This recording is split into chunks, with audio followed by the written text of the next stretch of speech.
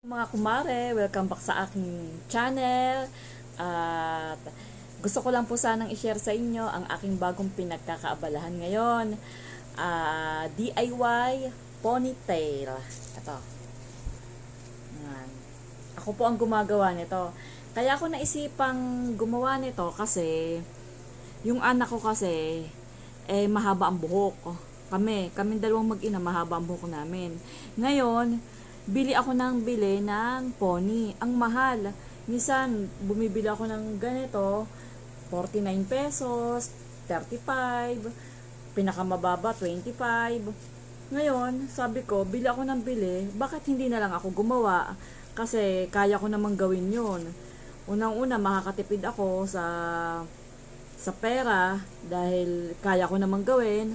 Tapos, isa pa, nag-enjoy pa ako kasi nga sarili kong gawa. Tapos, naisipan ko naman na bukod sa nakakagawa na ako ng panggamit namin mag-ina sa pony, bakit hindi ko na lang din gawing munting business kasi pwede na ko palang pagkakitaan. Katulad nito, yan. Gumagawa ako ako lang ang gumawa nito. Oh, ang benta ko nito sa palengke o sa mga bilihan ng mga ganito, ng mga pony, ay siguro 35, 25 kasi ganun nga ang bili namin.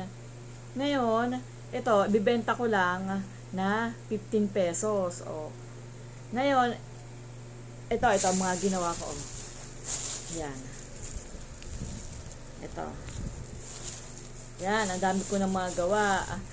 Alam nyo ba, itong ito katulad nito, ito yung saya nung anak ko na dati, nag-abay siya.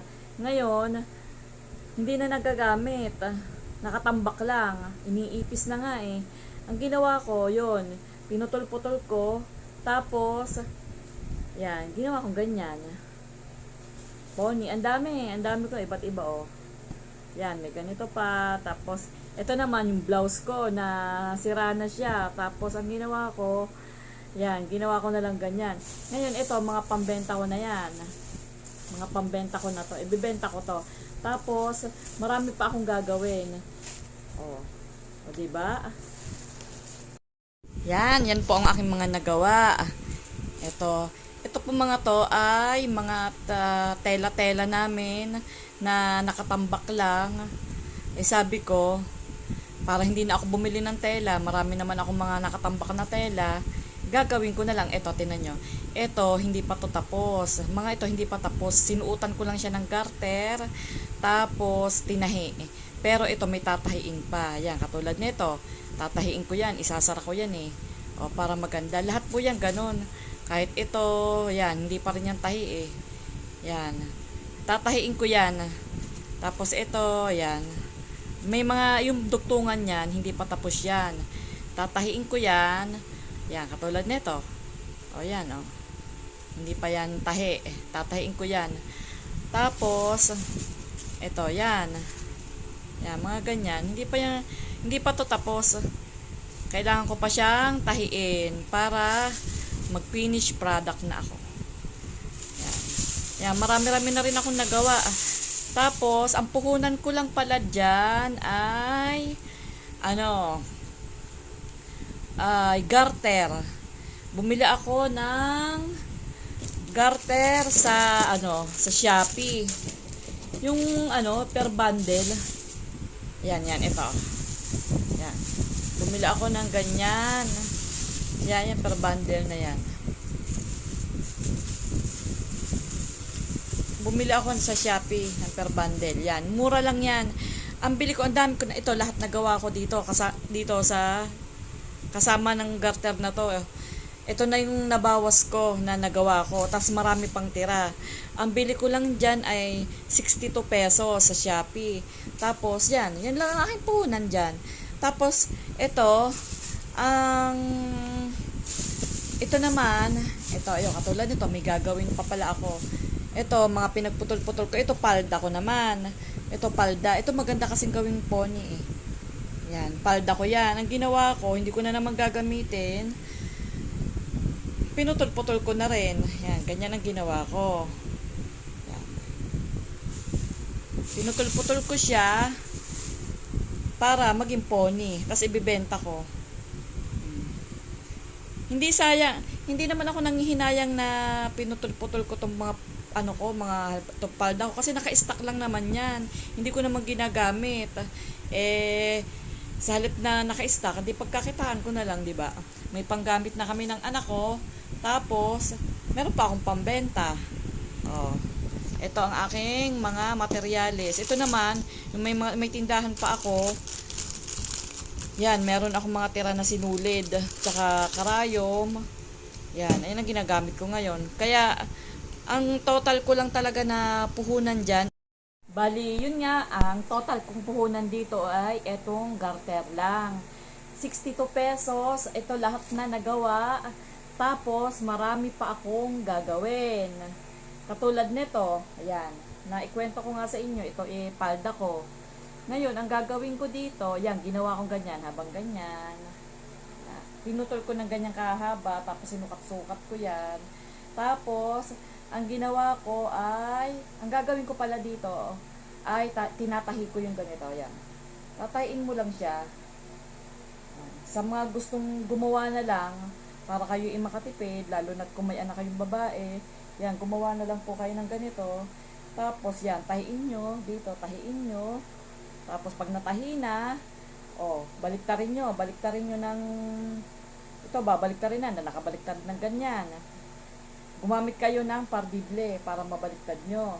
Tapos pag nabaliktad na, maganda na yon, susuotan nyo naman siya ng garter. Tapos ang kalalabasan na, ay, nasaan ba yung ginawa ko? Meron akong nagawa eh. Yun, ang kalalabasan ay ganito. Yan, ganyan. Ito kasi, ito mga ano lang namin, nakita mo, ganito magandang magandang tela. Ito, katulad nito, pare-para sila ng tela. Yan, ito magandang gawing pony. Yan. Ganito ang kalalabasan. Tapos, syempre, pag naisuutan mo na siya na 8 meters, basta, ganito lang kalaki yung mga ganito lang kahaba yung yung garter. Tapos pag naisuot nyo na dito sa ganyan, ibubuhol nyo na lang siya, huwag nyo nang tahiin para hindi na masyadong matrabaho. Tapos ang gagawin nyo dyan, pagdudugtungin lang to. Yan, pagdadatigin. Kaya lang, kailangan gandahan nyo rin ang pagtatahi para siya hindi masyadong halata na dugtong. Yan. Ito yan, katulad nito. Yan, ito. Meron pa pala akong natira. Ito, kortina namin na, ano ba ito? Yung ginamit pala ng anak ko sa pagsasayaw. Yan. Nakatambak lang, kaya ginawa kong ganyan. Yan, tatahiin ko siya. Tatahiin ko yung gilid dyan. Tapos lalagyan ko ng garter. Tapos magiging ganito na siya. Yan. Yan. Tapos ito, dudugtungin ko uli. Yan. Wala akong video na naggagawa ako eh. Pero yan, ito po ang magiging kalabasan niyan. Tapos kung may magaganda kayong makita na yan, katulad nito. Ito, blouse to ng anak ko din na ayaw namang isuot kasi makintab. Napapangitan siya sa ganyan na nahihiya siya magsuot ng mga makikintab na ganyan. Ang ginawa ko yan, sinira ako na lang siya. Sinira ko, tapos yan, ito na, kinalabasan. Ayan, gagawin ko pa rin to. Ito na kinalabasan. Ayan, pony. Tapos, tatahiin ko. Diba, ang ganda. At least, kahit pa paano, magagamit pa rin, mapapakinabangan pa rin yung mga bagay na hindi na nagagamit, may pakinabang pa rin. Kesa naman sa bumili ka, kung bibilhin mo to, ito nga, na ko na to na compute ko na to kung magkano ito kung ibebenta ko lahat, ito lang, itong mga ginawa ko, yan, sa 150 meron pa ako, ito ang dami kasi yan, sa 150 ang kinalabasan ay 430 sa 150 sa 15 pesos. Sorry po. Sa 15 pesos, ang bawat isa, 430. Ito pa lang. Ay, ang puhunan ko lang naman dito yung garter. At saka, yun. na sa paggagawa. Ayun, yung paggagawa mo, yung pagod, ayun ang puhunan mo. Pero, hindi naman kasi nag-i-enjoy naman akong gumawa eh. Lalo na pag nakikita kong nakakatapos ako, yun, enjoy naman. Kaya, wala naman ako, pag habang nanonood ako ng TV o YouTube sa aming TV, gumagawa ako ng ganito. Para habang, hindi naman ako nanonood lang. Habang nanonood ang mata ko, gumagawa naman yung kamay ko. O, yan. Bibenta ko to sa mga kakilala ko. Yan. Ito. Ito nga, tingnan nyo. Mga ganito. Maganda to eh. Lalo na pagka yung mga may mga special occasion, pwede mo siyang suotin, mga kasal, aabay ka, yung ganyan, pwede mo siyang gamitin. Kasi pang formal yung niya. Saya lang to. Kesa kesa mangitim ng mangitim sa taguan, o hindi ginawa ko na lang ganyan. Sabi ko, kaya ko palang gumawa eh. Bakit pa ako, ang tagal-tagal ko nang bumili, ang tagal-tagal ko nang nabili ng pony. Ang mahal-mahal. Naisipan ko lang na gumawa na lang ako kasi kailangan talaga namin dahil ang hahaba ng buhok namin. Yan, katulad nito, Ito ay lang yung mga ginagamit, yung mga sobrang tela. Nakita ko lang sa taguan. Sabi ko, kahalwat. Yan, nakakita ko, ang gaganda Ang ganda, no? Tapos yan, dudugtungin ko pa yan. Lahat yan, nilagyan ko lang ng garter. Tapos, dudugtungin ko na lang yan.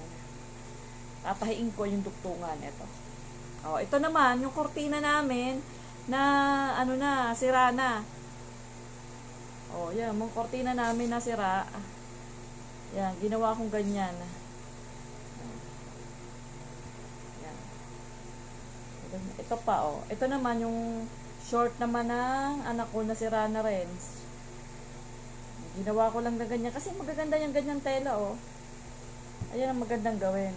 Tapos matibay pa siya. Ang ganda. Magkano to pag binili mo? Kaya naisip ko na lang talagang gumawa eh. Kaya maganda rin yung yung kung mag-iisip ka rin kung paano hindi ka na lang bibili, lalo na wala kang mang ginagawa sa bahay nyo. Hindi ka naman masyadong busy. Sa halip na makakatipid ka pa, kikita ka pa, makakatipid ka pa. Yan ito ang dami, ang ganda. Tapos marami pa akong gagawin. Ayan. Yan, medyo bibisi-bisihan pa na naman mamaya. Pagka wala na akong trabaho, nakapagluto na ako, nakapaglinis na ng bahay, nunood na ako ng YouTube o ng TV. Habang nanonood ako, busy ang mata ko, yung aking kamay, busy din. Hindi ko na lang talaga na-videohan. At saka nga pala, guys, mga Mars, ako po ay walang tawag doon, yung sewing machine. Wala po akong sewing machine. Ito pong pananahi ko na ito, sa totoo lang po, ito po ay mano-mano. Mano-mano ko po itong tinatahi. Tingnan nyo. Kaya tingnan nyo yung tahi niya, Yan. Ito. Yung tahi niya, hindi siya pa sewing machine. Saan ba yun? Para yung kitang-kita. Hindi po siya pa sewing machine. Ayan, kasi wala po akong sewing machine. Ayan, yan, Yan tahi ko na yan. Ay, mano-mano po yan. Sa kamay. Pagka nagkapera, baka makabili ng sewing machine pala, sewing machine. Ano bang washing machine? Sewing machine po pala. Wala po akong sewing machine. Parang nabanggit ko washing machine. Ayan. Kaya po yan, mano-mano po yan. Ito, tingnan nyo, nakakatuwa din to eh. Ganda din to eh. Ito naman yung manggas ng nung blouse ko na hindi ko na rin ginagamit. Pinutol ko lang siya, ginawa ko lang siyang sleeveless. Kasi para hindi ko naman nagagamit. Kaysa magawang basahan. Ayan. Yun. Yun lang po. Yan, ang tip ko lang po ay minsan kailangan din po nating diskarte din po para makatipid tayo at kumita kahit pa barya-barya lang. Ayun po ang aking ginagawa. Bukod sa nakakatipid na ako, kumikita pa ako. Pero hindi ko pa to ngayon pa lang ako magbebenta, pero sigurado ako magbebenta to. Kasi maganda tsaka mura. Yun lang po mga Mars. Salamat po. Sana po ay mag-subscribe kayo sa aking channel, munting channel. At panoorin nyo po ito mga video ko. Salamat po.